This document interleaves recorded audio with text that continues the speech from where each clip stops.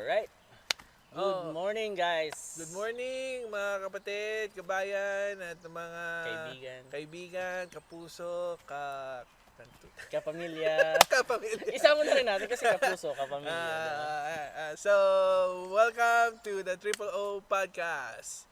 Ano bang date ngayon, pre? June 20? June 13. 13 at 20. 13 yan. We're here sa Burnaby, BC. Sa Deer Lake, to be specific. Nandito kami Sa loob ng gubat. Sa forest. So, As you can see, kung nanonood kayo sa YouTube, pero kung sa mga hindi nakakapanood, nakikinig lang, andito kami sa gubat. Kung maririnig nyo sa background, ang mga ibon. Tweety birds. Mga bird na nag-tweet. So, tinatry natin isipin kung paano naging tweet ang Twitter. Kasi tweet sila ng tweet, Wala lang, gagawa lang sila ng... Tama. Yeah, pero, Tweet. So, tweet sila ng tweet Parang ganoon tayo Tweet lang tayo ng tweet.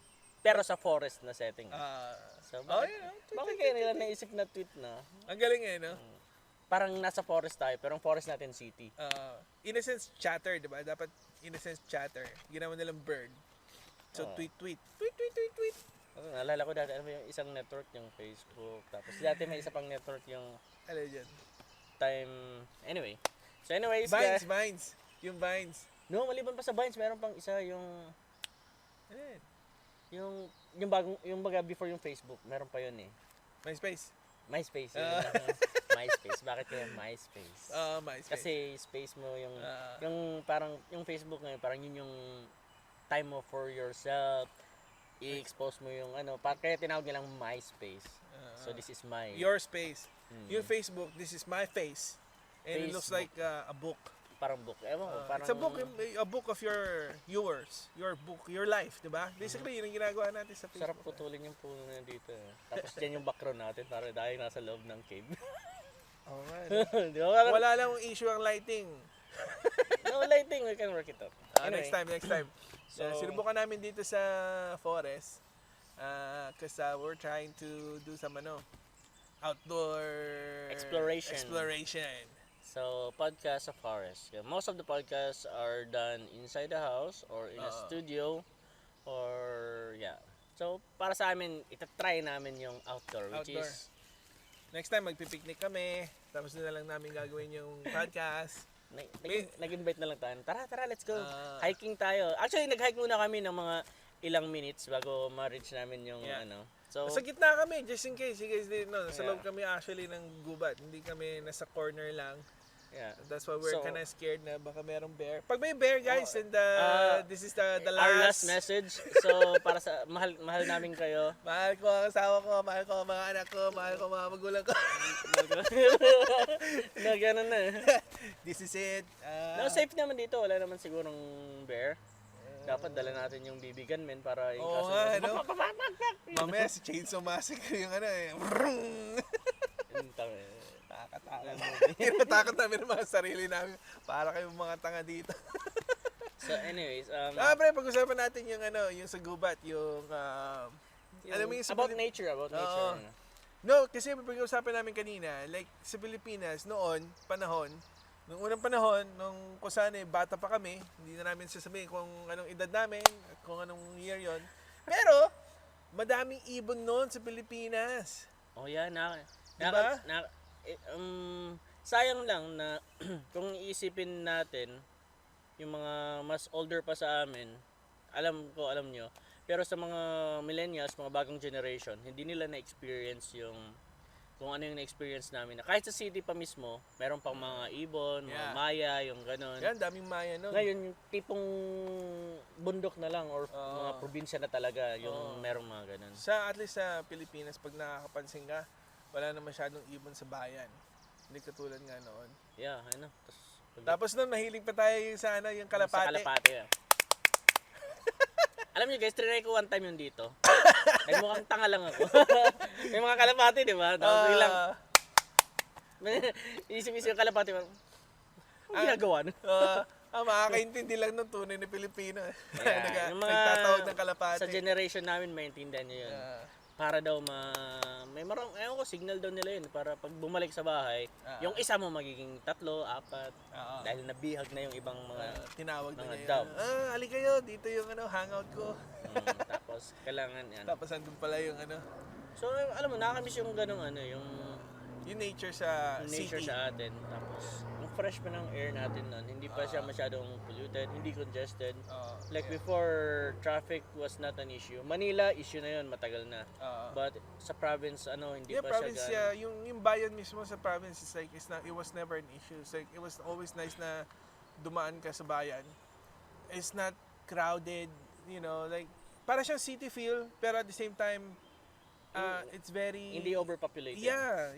Like, masaya. Yung this is where I want to be, parang gano'n na. And Hindi siya you can go to masyadong point A polluted. to point B in just ilang minutes lang. Madali lang. Madali lang.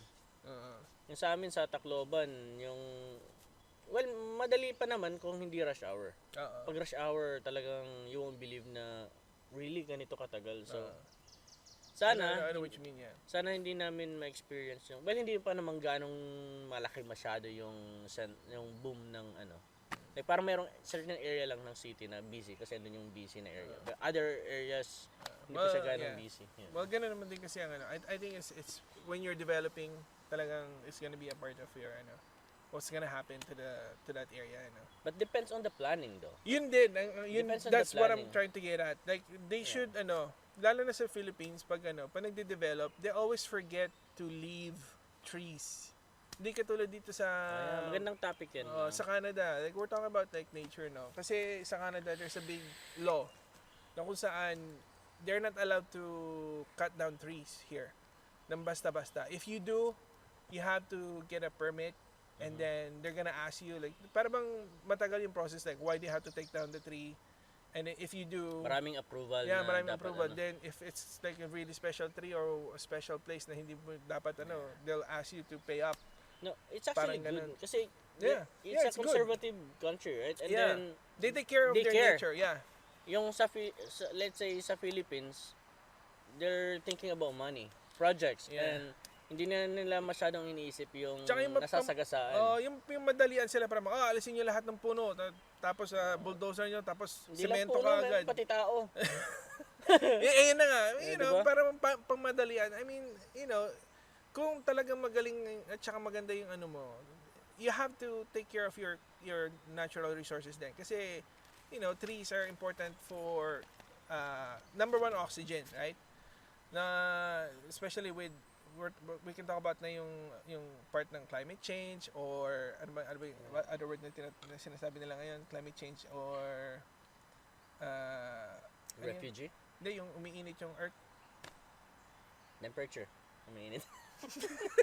Anyways, so ang point ko, like at least sa Pilipinas, nung sa mga nakikinig, kung kaya nyo at tulungan natin isa't isa na magkaroon din sana tayo ng law sa Pilipinas na kung saan we should be able to take care of our environment.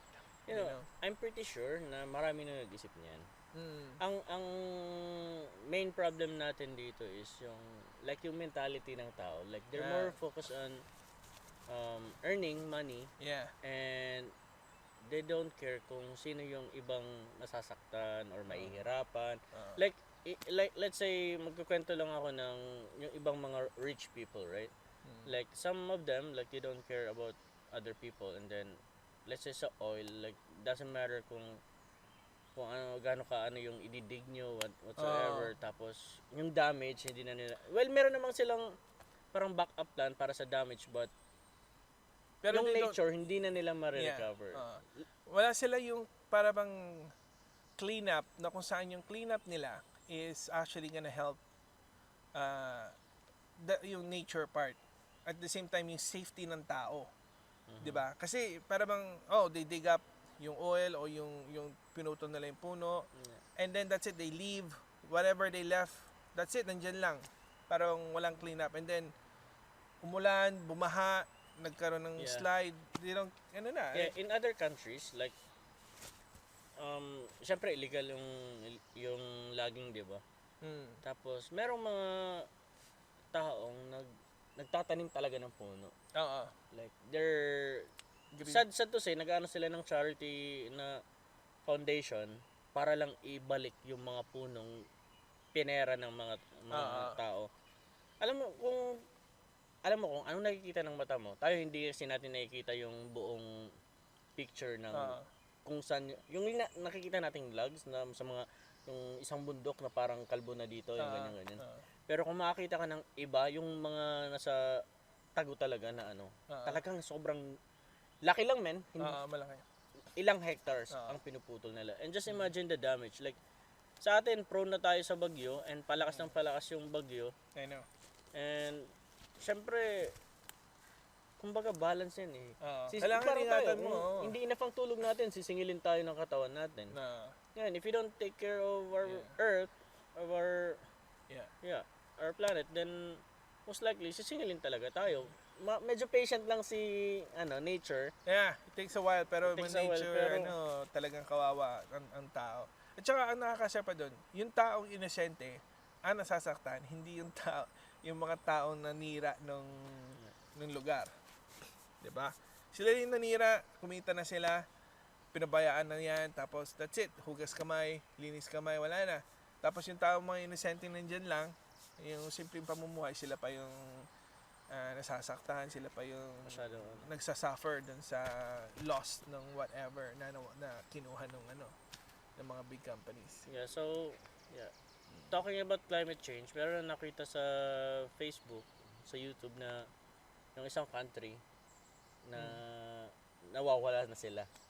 Dahil yung island nila parang nakukonsume na ng dagat. Di ba Philippines? No. Malayo pa yung Philippines, pero No, in the future, yung Philippines magiging desert. You think so? Yeah. Kasi yung sa Atlantic, matutunaw sila, pumunta sa atin.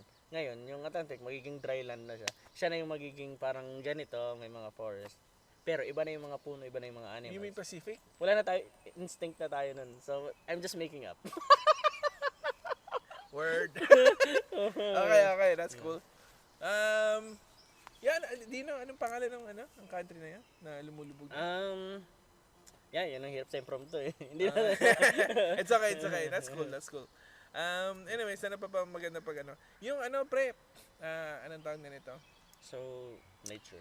Yeah, yung how, dito sa BC, or at least dito sa Vancouver area, marami ditong parks. Maraming park at saka, ano bang maganda sabihin? Parang gubat no? Well, park pa rin naman ang tawag dito, di ba? No, iba yung sa Iba kasi it's a ang park, pero iba rin yung mga Iba kasi ang definition ng park sa Philippines. Parang parking lot. I think yun ang pagkakaintindi nila pag sinabi mong park. Pag sinabi mong park dito kasi sa... Hindi, meron naman, Luneta Park. I guess. Luneta Park. No, kasi dito, ang park nila, talagang in a way, para talaga siyang gubat.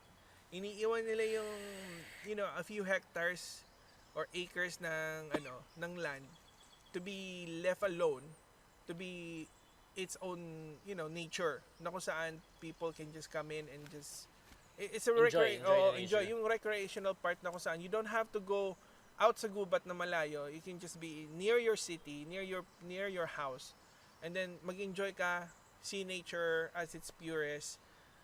Wala masyadong gamay yung tao dito, right? Maybe gagawa lang sila ng kalsada para sa'yo. And that's it. Walang ilaw, walang Pathway.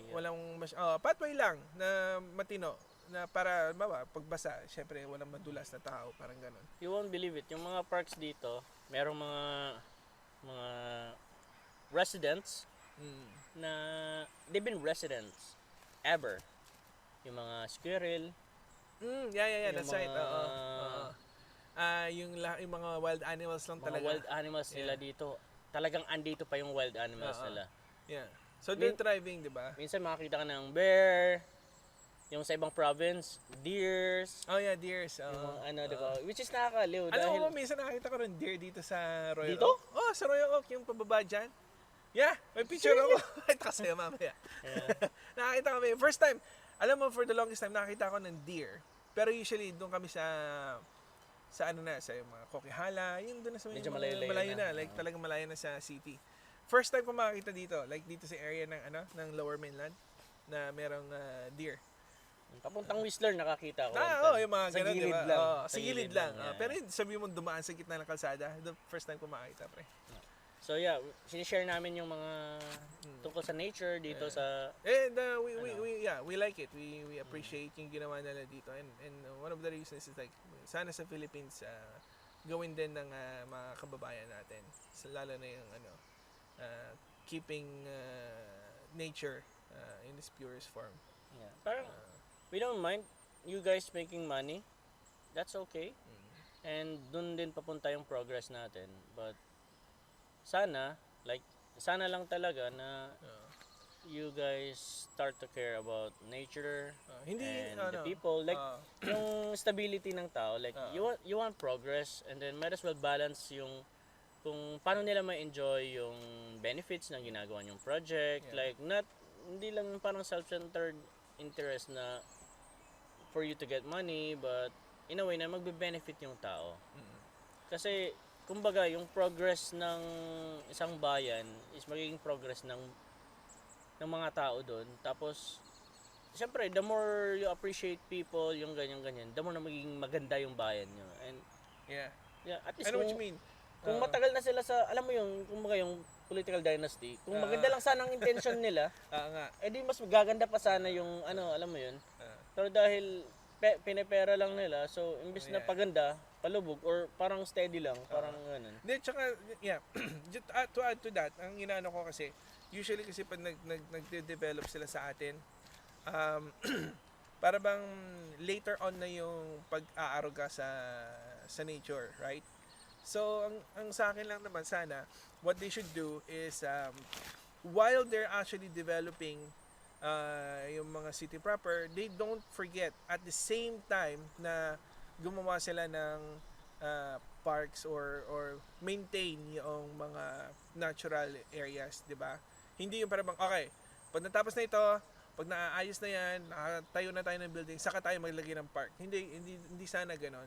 Or saka natin alagaan yung park, or saka natin alagaan yung mga puno. Hindi. Sana dapat along the way, sinasabayan natin yung pag-aalaga ng mga or pag-iingat ng mga kagubatan. Ganon, in a way.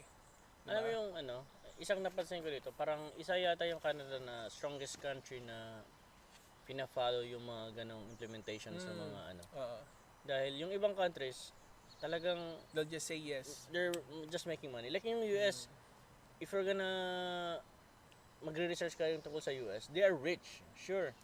Pero yung damage na nagagawa nila, kahit sa country pa lang nila, grabe na.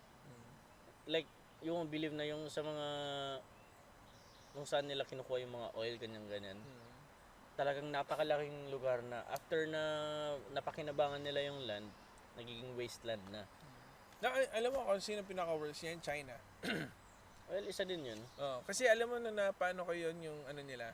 Sipin mo yung kanilang, marami silang dead rivers. Kasi talagang super polluted, pre. Worse than us sa Manila. Alam mo yung Pasig River is like semi-dead. Pero at least, Hindi pa siya, well, madumi. madumi Dahil- pero may hayop pa. Dahil Tsaka may yung mga- lang, parang yung irrigation natin, yung dun saan napupunta. tinatapon, Pero sa kanila, walang proper pero sa kanila pre, disposal ng mga doon sa China, meron ako napapanood mga documentary. Like, patay na yung river. It's so polluted and it's so toxic. You can see like dead fish floating doon sa mga Yeah. yun ang para bang walang pag-iingat talaga, right? Yun ang mga hindi maganda. nakainis yung ganun na. So tinouch natin yung climate change, yung Ano pang gusto mo i-touch? view natin sa hindi, nature, bro. Nature. Nature. Like, I appreciate nature. Like, well, dito sa atin, summer lang. Natin masyadong na-explore yung ganito. Pag winter time kasi, sobrang lamig. Bahay, trabaho, mall. Yung exploration namin ng lugar is... Pero ano ba, nakapag-enjoy ka na ba sa snow sa mountain? Snowboarding. Snowboarding. There you go. At least, Snowboarding. Walang katumbas na experience. If you like outdoor na... Ako, mahilig ako sa mga mga activities na challenging. That's Nung cool. bata-bata pa ako, dami kong sports. Hindi naman ako yung magaling, but I can play. Parang ganun. Yung basketball, May experience mo volleyball. lang ba, di ba? Yeah. That's good. Skimboarding, nag-try ako ng motocross. Yung mga kaibigan ko na motocross ako, nakikiano lang ako. Patry, ganyan. Riders daw tawag. Pero maliban dun sa yung pang-girly na bike, try ko rin yung motocross. Challenging na, iba yung binibigay na boost sa'yo. Parang, you can do these things pala. Parang gano'n. Yung dito naman, snowboarding. Yeah. Oh, pre, talk about that. Sa forest, gusto ko yung, yung dito kasi parang sa Philippines yung paintball, airsoft, Oh yeah, isa no? pa yan. No, I like paintball, man. Like, we should do it. Uh, Paintball tayo, guys. paintball, guys. Para we like mano yung paintball. chan natin. Then, tsaka maganda kasi yung forest setting. Di ba? Parang sa Pinas. Hindi ko pa na-experience sa Pinas, actually. Hindi pa. Merong- Nakapunta lang ako pero hindi ako nakapaglaro doon. Airsoft Nakita meron. ko. Yung sa amin merong airsoft. Ganun. Yeah, airsoft. Maganda rin maglaro ng airsoft. Ang maganda sa airsoft kasi compare mo sa Paintball. paintball, yung baril, much more accurate dun sa real weapons na yung parang kinokopya Ano yung nila. mga accurate? Yung size-wise. Size. Kasi- Akala yung target. Hindi. Hindi kasi 'di ba pag sa paintball, usually mas malaki yung muscle nila at saka It's ammunition. Yung mas malaki. tsaka yung Gas. meron kang lagi nakadikit na para dun sa gas, Sa 'di ba? So, para bang weird siya, meron siyang yung yung pinaka basic lang, meron siyang hopper sa ibabaw para dun sa lagyan ng bala. Kasi nga malalaki yung bullets ng ng paintball. Tapos sa ilalim niya yung hangin, 'di ba? Tapos 'yon. So, in a way, parang weird siya. Meron din yung magagandang version na kung saan nakatago na yung gas chamber dun sa ano tawag nito? Yung baril. Yung dito. Sapper. Hindi. Tapos yung hopper niya nakalagay na din dun sa mismong magazine, right? Nag-innovate na sila. May mga ganun na. So, very close na rin sila to look like a real kinakausap ka ng mga ibon. Yeah, I know, right? Ano mga totoong They're happy though that totoong- we're here. Yeah. We're also thankful na thank you sa invite. Pre, nakakatakot na yung ginagawa mo.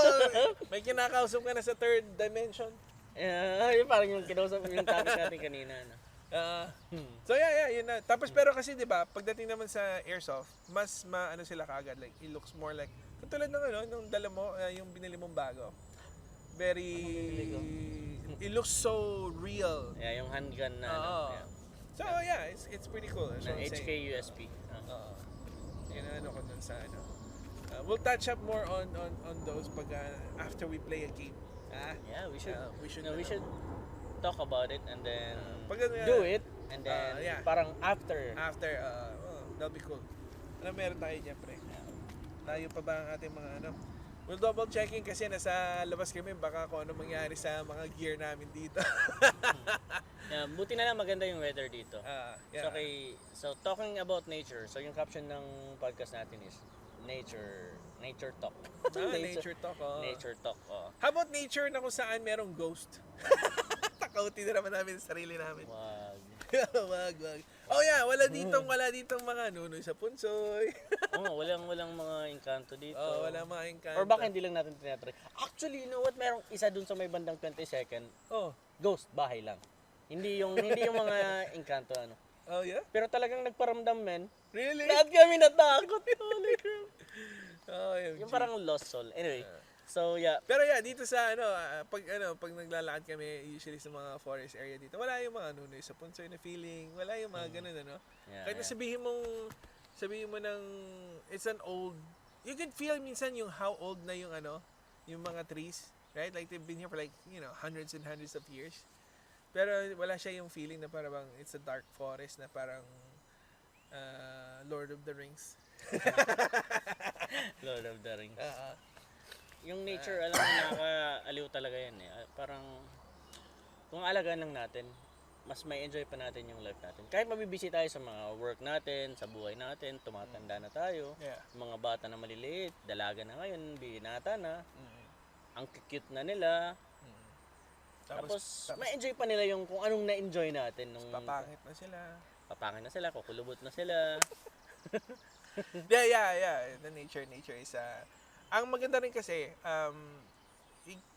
for a lot of people na hindi nakakaano ng being in nature, yung parang pupunta ka sa labas, just to see like yung parang maglakad ka lang sa hill, sa I wouldn't say naman sa mismong gubat, pero yung dyan lang sa it relaxes your mind and your body na nakakatulong sa very stressful life na nangyayari sa atin ngayon, right?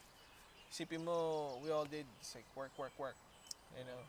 Alam mo yun, kung papansin mo yung mga ads, pag hindi mo lagyan ng nature, parang more on like corporate intentions lang na ano. Pre, may B! They're friendly, pag maguluhin. So, alam mo yung like yung nature talaga big part siya sa buhay natin. And we need to take care of, Yeah. I I think ang maganda kasi wag natin sanang kalimutan that it's part of our life too. At saka water, like being yung close water to here is very I mean like yung clean compared to like yung river, waterfall, lake, yung mga ganun. Like yung water ang ganda ng mga lakes nila dito, man. like that's what I'm saying, like Waterfalls, yeah. like, oh, so amazing. Maganda Meron naman sa atin. Yeah, tsaka sa atin kasi like surrounded tayo ng tubig, right? It's like almost beach anywhere and everywhere. Sa bagay. Sa atin, yung parang people just take it for granted. Pero like, if you find ever yourself na parang na nawala yun sa buhay mo, you feel like parang may kulang, no? Alam mo pre, nung nandun ako sa Alberta, dun sa... Nag-drive ka, nag-plane? Hindi, yung first time na pumunta kami, nag-airplane kami, punta kami ng Edmonds, at saka Edmonds? Edmonton. Edmonds Station. Maling lugar. Okay, sa Edmonton. Edmonds, mali na naman. Edmonton at saka Calgary. It was nice. I mean, I find it beautiful and everything. Pero yung feeling ko na parang bang, hey, where is the lake? Where is the water? Yung parang bang, I wanna go see the beach. Parang ganon. Ay, iba kasi yung landscape dun. Iba Oo, yung, flat man, flat land. Kasi doon sa... kumbaga sa atin, ang sa tawag yun Alberta. yung sa mga, kumbaga mga Oo. landforms. Kung parang dalampasigan. Oo, yeah, ganon, di ba? Patag. Patag yung purong Yung patag. patag talaga yun dun. So, yung feeling ko na parang, kung doon ako nag-stay or nakatira, parang I'd want to see the beach during the summer, parang ganon, or... You get to travel naman. Yeah, You save money there dahil magandang pera dun. And then Oo. punta ka sa... I know, pero yung parang yung just to say na, yung parang, Nandyan lang na. yung parang Sabagay. the weekend, I'd wanna go fishing sa lake, parang ganon, or dun sa river. You have to go far off pa. True. Na parang has to be planned na parang it's a Yeah. long vacation. You know what? You know why Vancouver is so expensive? Dahil nandito yung mga Yeah, yun. everything, right? Nandito Like, lahat. Like, let's say, hindi 30 minutes. Let's say, an hour or two na travel going Yeah. kahit saang angle. Mm. Maraming mga ganun. So, Yeah. Yun na if nga you eh. like outdoor, hiking, Yeah. nung last summer, ginawa namin yung puntahan yung mga lakes. Oh, yeah. So, That's cool. off namin. Punta lang kami sa lakes, tapos hiking kami sa mga Oo, trails. yun na nga. Ganun lang. So, doon namin na-appreciate, maganda pala yung ano. Like yung location na to ngayon, nalaman namin to nung nag-hike kami nila misis Yeah, tsaka yeah. yung kids. Yeah. So yeah, that's what I'm saying. Like I think when people are working so much na and everything, they might forget and they actually feel like parang we're missing something. And this is it, guys. I think it's It helps balance your life. yeah, You know, it helps exactly. balance your life. Like work, stress, katrabaho mo, yung trabaho mo mismo, Yeah. yung pera hindi enough, tapos gusto mong mag-unwind, nature tripping, maganda. Yeah. Maganda for your body, maganda for your mind, maganda in total. So, we should take care of our nature Yeah. in general. All right. So Tapos next time topic din natin yung next ano time men, ulit. yung ano kung bakit nagtatago yung mga rebelde sa atin. Sa mga bundok. Oo. Kung bakit, okay, so yung ibang namin touch namin is bakit meron tayong mga anti-government. Yeah. Why Maganda yan. hindi sila Not necessarily just in the Philippines. I mean, it's a good example kasi we're there. Pero other countries too, right? Meron din silang mga anti-government na we can just talk about the main agenda kung bakit nila ginagawa yun lang. yung ganun. Yeah, that'd be cool. And Yeah. Okay, so thank you so much, guys. that's it for now listening. sa aming podcast. I know it's a little bit shorter than usual, pero Thank you for being patient with us. this is us for today. It's an amazing podcast for us dahil ginawa namin outdoor Yeah. for a change. Yeah. So hopefully next time we know na how to do it and And maaliw namin kayo. maaliw namin kayo. Hopefully Lagay tayo ng clown dito. Lighting, fireworks. Smoke effect. Smoke effect, pre, smoke effect. Hindi, pwede sa Mystical. pwede gawin sa After Effects yan, Adobe After Effects. Pwede tayo magkaroon ng smoke. Pwede tayo actually maglagay ng ghost eh. Pwede lagay tayo ng ghost tapos biglang may sa November. Tapos- Ay, wala ka. tapos lagay natin November. ng sound effect tapos biglang may yung scary sound. Hindi, shark pala yun. Wala ka sa Baby shark. November. Oh, maganda yun. Next time sa tubig naman tayo. Yung topic natin sa tubig. Oh, maganda. Malapit tayo sa sa We can go to the beach and talk about it. or sa beach. Hindi, iniisip ko sana yung yung stream or river, yung tunog ng that's a good idea. that'll be nice. No, we can go Van Dusen, bro. Van Dusen, meron akong Yeah, that's right. Yung sa open area. meron akong tourism challenge. Oo. Magiging free tayong dalawa. So we can go there. Oh, pwede pa ba? Free. No, 1 year nga yun, di ba? Yeah, that's right. After that's na right. natapos mo yung challenge, you can do it. Oo nga pala. Oh, that's cool. That's cool. Okay, yeah. We should So, do that. Okay, guys. We're already excited to go there yeah, for our next for our next podcast. podcast. So, yeah. Thank you. Please like and subscribe and yeah. So, like, subscribe, and ano pa ba meron sa atin? Clickbait. No, kailangan na naming what do you call this? Kailangan na naming ilabas. Oh, yeah.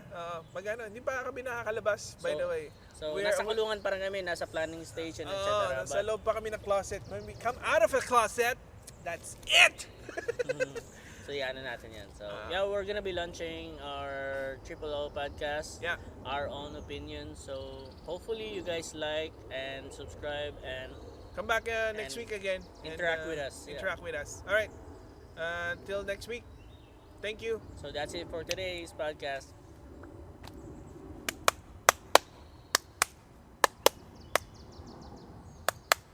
Okay, go. Ayos yan. Tweety birds. Ang ganda yung ganito. Tweet. In the street. Ano pa ba?